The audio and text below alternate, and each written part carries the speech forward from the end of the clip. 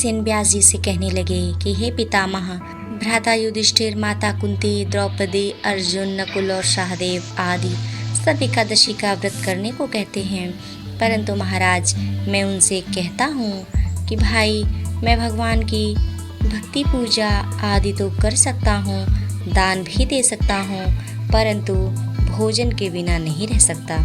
इस पर व्यास जी कहने लगे कि हे भीमसेन, यदि तुम नरक को बुरा और स्वर्ग को अच्छा समझते हो तो प्रति मास की दोनों एकादशियों को अन्न मत खाया करो।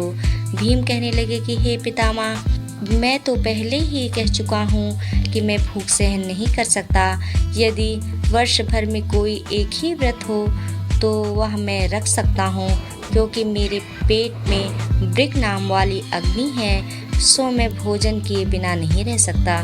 भोजन करने से वह शांत रहती है, इसलिए पूरा उपवास तो क्या एक समय भी बिना भोजन किए रहना कठिन है। अतः आप मुझे कोई ऐसा व्रत बताइए जो वर्ष में केवल एक बार ही करना पड़े और मुझे स्वर्ग की प्राप्ति हो जाए। श्री व्यास जी कहने लगे कि हे पुत्र, बड़े बड़े ऋषियों ने बहुत शास्त्र आदि बनाए हैं, जिनसे बिना धन के थोड़े परिश्रम से ही स्वर्ग की प्राप्ति हो सकती है। इसी प्रकार शास्त्रों में दोनों पक्षों की एकादशी का व्रत मुक्ति के लिए रखा जाता है। व्यास जी के वचन सुनकर भीमसेन नरक में जाने के नाम से भयभीत हो गए और कांपकर कहने लगे कि अब क्या करूं? मास में 2 व्रत तो मैं कर नहीं सकता, हाँ वर्ष में एक व्रत करने का प्रयत्न अवश्य कर सकता हूँ। अतः वर्ष में एक दिन व्रत करने से यदि मेरी मुक्ति हो जाए तो ऐसा कोई व्रत बताइए। यह सुनकर व्यास जी कहने लगे कि वृषभ और मिथुन की संक्रांति के बीच ज्येष्ठ मास के शुक्ल पक्ष की जो एकादशी आती है उसका नाम निर्जला है। तुम उस एकादशी का व्रत करो। इस एकादशी के व्रत में स्नान और आचमन के सिवा जल वर्जित है। आचमन के 6 मासे से अधिक जल नहीं होना चाहिए, अन्यथा वह मद्यपान के सदृश हो जाता है। इस दिन भोजन नहीं करना चाहिए, क्योंकि भोजन करने से व्रत नष्ट हो जाता है। यदि एकादशी को सूर्योदय से लेकर द्वादशी के सूर्यास्त तक जल ग्रहण न करें तो उसे सारी एकादशियों के व्रत का फल प्राप्त होता है।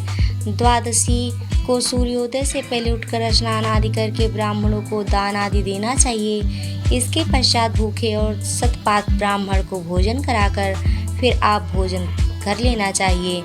इसका फल पूरे 1 वर्ष की संपूर्ण एकादशियों के बराबर होता है। व्यास जी कहने लगे कि हे भीमसेन, यह मुझको स्वयं भगवान ने बताया है। इस एकादशी का पुण्य समस्त तीर्थों और दानों से अधिक है। केवल एक दिन मनुष्य निर्जल रहने से पापों से मुक्त हो जाता है। जो मनुष्य निर्जला एकादशी का व्रत करते हैं उनकी मृत्यु के समय यमदूत आकर नहीं घेरते, वरन भगवान के पार्षद उसे पुष्पक विमान में बिठाकर स्वर्ग को ले जाते हैं। अतः संसार में सबसे श्रेष्ठ निर्जला एकादशी का व्रत है, इसलिए यत्न के बिना इस व्रत को करना चाहिए। उस दिन ओम नमो भगवते वासुदेवाय मंत्र का उच्चारण करना चाहिए और गोदान करना चाहिए। इस प्रकार व्यास जी की आज्ञा अनुसार भीमसेन ने इस व्रत को किया, इसलिए इस एकादशी को भीमसेनी या पांडव एकादशी भी कहते हैं। निर्जला व्रत करने से पूर्व भगवान से प्रार्थना करें कि हे भगवान, आज मैं निर्जला व्रत करता हूँ, दूसरे दिन भोजन करूँगा, मैं इस व्रत को श्रद्धा पूर्वक करूँगा, अतः आपकी कृपा से मेरे सब पाप नष्ट हो जाएं। इस दिन जल से भरा हुआ एक घड़ा वस्त्र से ढककर स्वर्ण सहित दान करना चाहिए। जो मनुष्य इस व्रत को करते हैं उनको करोड़ों पल सोने के दान का फल मिलता है, और जो इस दिन यज्ञादिक करते हैं उनका फल तो वर्णन ही नहीं किया जा सकता। इस एकादशी के व्रत से मनुष्य विष्णु लोक को प्राप्त होता है। जो मनुष्य इस दिन अन्न खाते हैं वे चांडाल के समान हैं, वे अंत में नरक में जाते हैं। जिसने निर्जला एकादशी का व्रत किया है वह चाहे ब्रह्म हत्यारा हो, मद्यपान करता हो, चोरी की हो या गुरु के साथ द्वेष किया हो, मगर इस व्रत के प्रभाव से स्वर्ग जाता है। हे कुंती पुत्र, जो पुरुष या स्त्री श्रद्धा पूर्वक इस व्रत को करते हैं उन्हें अग्रलिखित कर्म करने चाहिए। प्रथम भगवान का पूजन, फिर गौदान, ब्राह्मणों को मिष्ठान व दक्षिणा देनी चाहिए तथा जल से भरे कलश का दान अवश्य करना चाहिए। निर्जला के दिन अन्न, वस्त्र, उपहार, जूते आदि का दान भी देना चाहिए।